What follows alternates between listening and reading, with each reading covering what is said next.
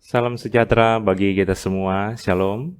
Saudara yang dikasihi Tuhan, puji Tuhan, kita semua boleh menikmati hari yang baru yang Tuhan anugerahkan dalam kehidupan kita semua. Mazmur 119 ayat 105 berkata, "Firman-Mu itu pelita bagi kakiku dan terang bagi jalanku."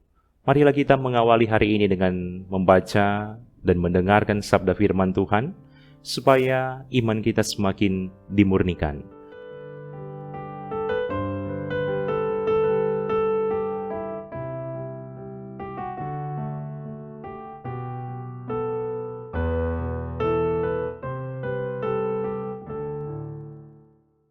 Sebelum kita membaca dan merenungkan firman, mari kita berdoa.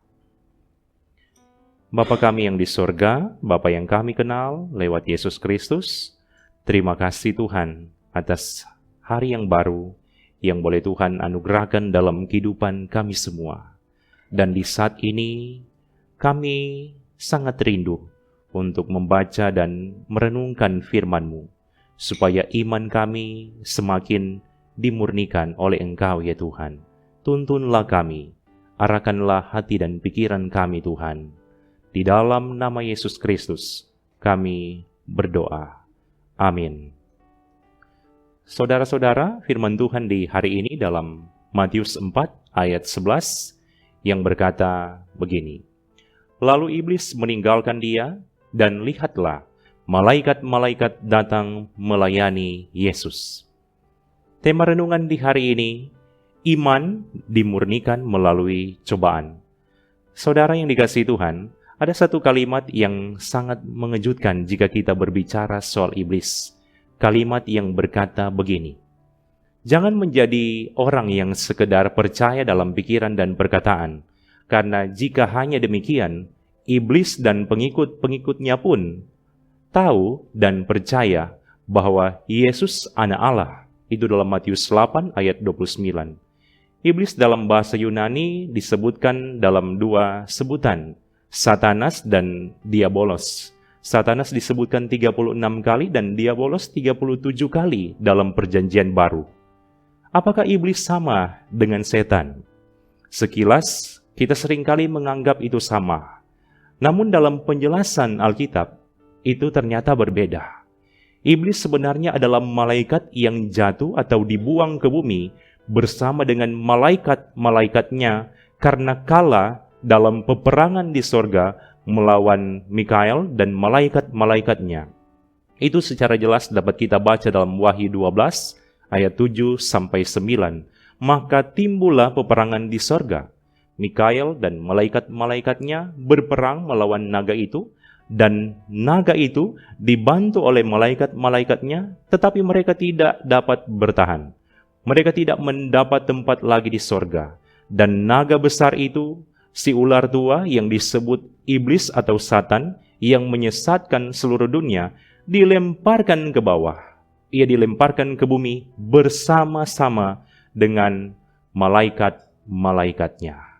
Itu juga dijelaskan dalam Yeskiel 28 ayat 17, bahwa karena kesombongannya maka iblis dibuang ke bumi. Jadi, ketika dilemparkan ke bumi bersama dengan malaikat-malaikatnya, maka dapat dibedakan, ada iblis, tapi juga ada malaikat-malaikatnya, yang kemudian banyak kali disebut dengan istilah setan-setan. Iblis ini rupanya melakukan usaha mencobai Yesus yang telah berpuasa 40 hari 40 malam dalam situasi yang lapar. Iblis mencobai Yesus dengan 3 macam godaan, yaitu soal makanan, soal mempertunjukkan kemahakuasaannya, dan soal kemegahan dunia. Namun dari 3 kali percobaan yang dilakukan iblis, tidak ada yang berhasil. Dari sini kita dapat melihat soal iman dimurnikan lewat cobaan. Kunci utama kekalahan iblis karena Yesus berpegang teguh pada firman Tuhan sebagai perlengkapan senjata, sehingga mampu melawan tipu muslihat iblis. Inilah yang dapat kita lihat dalam bagian firman hari ini, yaitu iblis yang sudah melakukan berbagai tipu muslihatnya, tapi tak berhasil, sehingga dia akhirnya pergi menjauh dari Yesus. Saudara-saudara, ada satu kalimat bijak yang berkata, percaya dalam pikiran dan perkataan tidak cukup, karena iblis pun memiliki kepercayaan seperti itu. Bahkan iblis dan setan-setan memiliki pengetahuan bahwa Yesus adalah anak Allah dalam Matius 8 ayat 28 sampai 29. Iblis juga memiliki pengetahuan yang luas soal Alkitab. Itu dalam Matius 4 ayat 6. Yang adalah kutipan dalam perjanjian lama, yaitu dalam Mazmur 91 ayat 11 sampai 12. Jadi orang bayangkan, kalau cuma sekedar hafal-hafal firman dengan iblis boleh hafal firman. Tapi ingat, walaupun dia punya pengetahuan yang hebat, tapi dia adalah pemberontak. Saudara-saudara, dalam menjalani kehidupan, orang pasti pernah mengalami godaan-godaan iblis yang sangat menggiurkan untuk membuat kita jatuh dalam jebakan dosa. Dalam Efesus 6 ayat 10-11 berkata, akhirnya, hendaklah kamu kuat di dalam Tuhan, di dalam kekuatan kuasa-Nya. Kenakanlah seluruh perlengkapan senjata Allah, supaya kamu dapat bertahan melawan tipu muslihat iblis. Oleh karena itu, firman ini memberi motivasi bahwa kita harus memiliki senjata yang kuat dan tepat, yaitu firman Tuhan. Ini motivasi yang sangat berharga bagi kita sebagai keluarga-keluarga Kristen. Mari kita memperlengkapi anggota-anggota keluarga, baik suami, istri, anak, cucu, dan semua anggota keluarga kita dengan firman Tuhan. Karena itu satu-satunya senjata yang ditakuti oleh iblis. Tuhan Yesus memberkati firman ini dan kita semua. Amin. Mari kita berdoa. Tuhan Yesus firman yang hidup, terima kasih Tuhan, karena Engkau yang boleh memberikan kesempatan kami membaca dan merenungkan firman di saat ini.